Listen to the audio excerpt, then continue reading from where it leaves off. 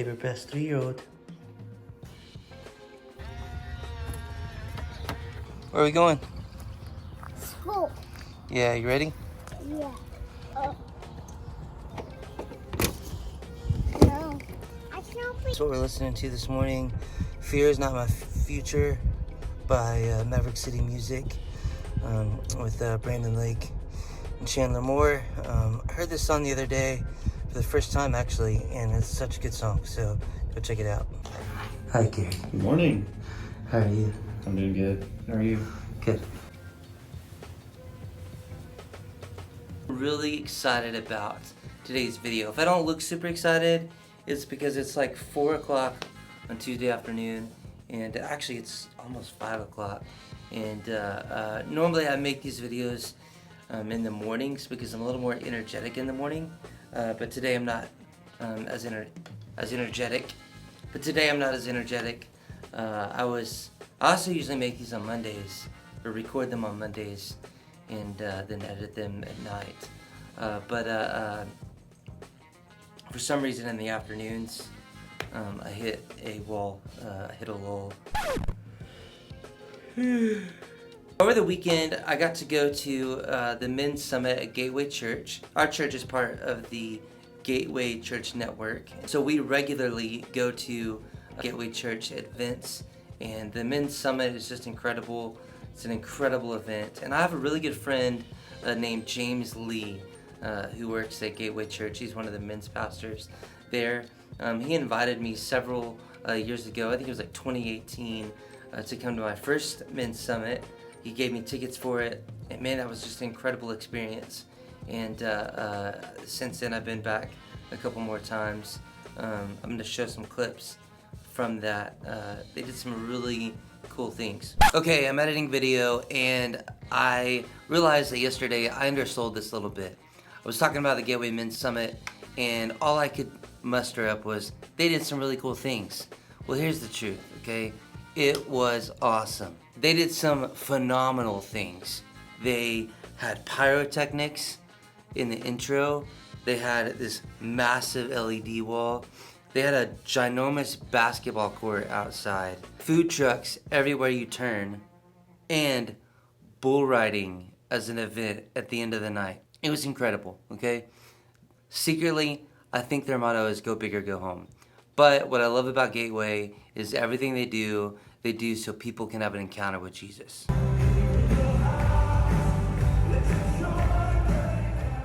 So today's video is called Creating for Your Context or Your Culture.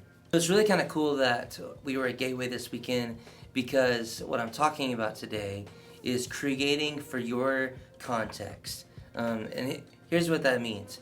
How do you create for your context? Looking at the size of your church or your community that you're creating for, how do you create in such a way that speaks to that context? And so, like I said, it's really cool that we were at Gateway this weekend, because Gateway is a really large church.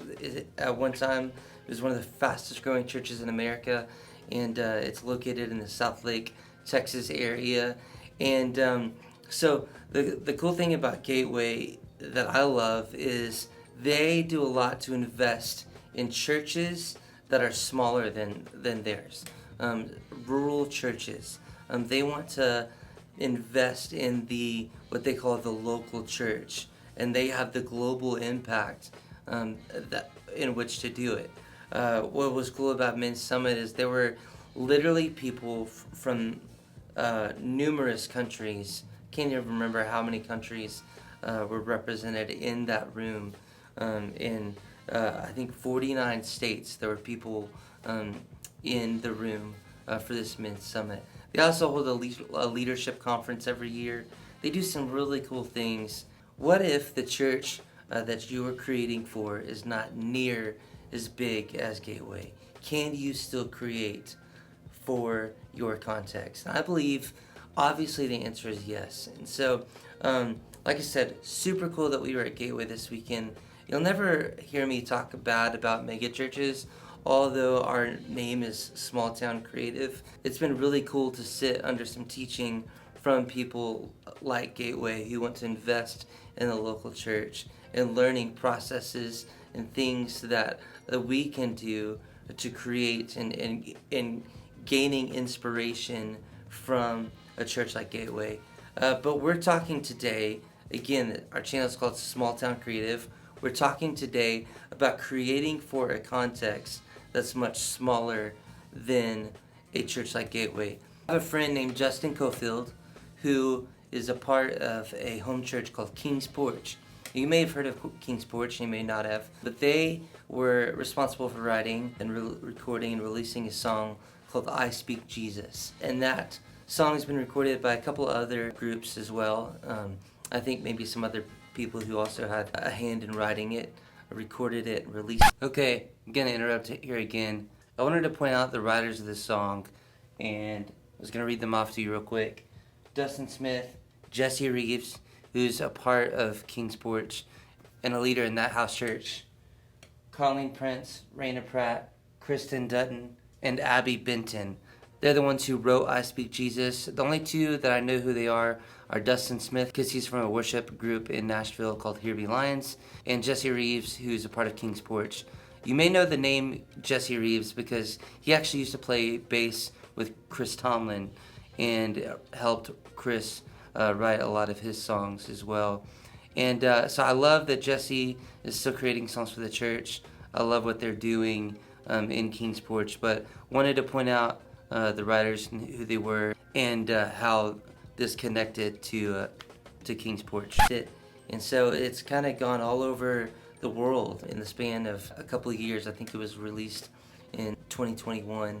And man, that song has been such a blessing to me. But it got me really excited about writing and recording music again, because this song and this album from King's Porch was really so simple, because they created it for their context, which is a house church. King's Porch is a house church with, I think, and I don't know all of the details, but I believe they meet in a few different houses. My friend Justin, who is a part of King's Porch and has recorded some songs on their albums, told me about their process and the thought behind the creation and the recording of their music. And they wanted the songs that they wrote and the songs that they sang to be so simple that the leaders, the worship leaders in each of the house churches could lead these songs easily and they could translate to their house churches.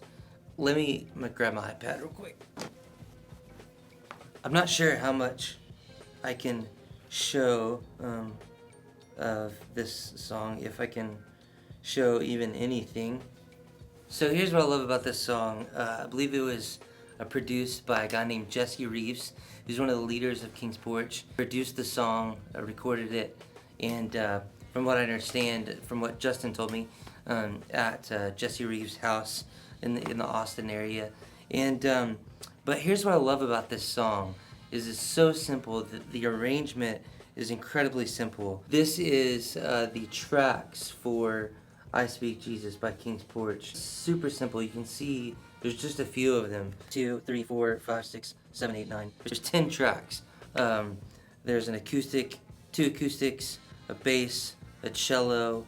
There's a choir part, dulcimer, keys, a loop, which is like the drums, percussion kind of deal, the piano track, and then a soprano track that they put in there. So I just love how simple this song is.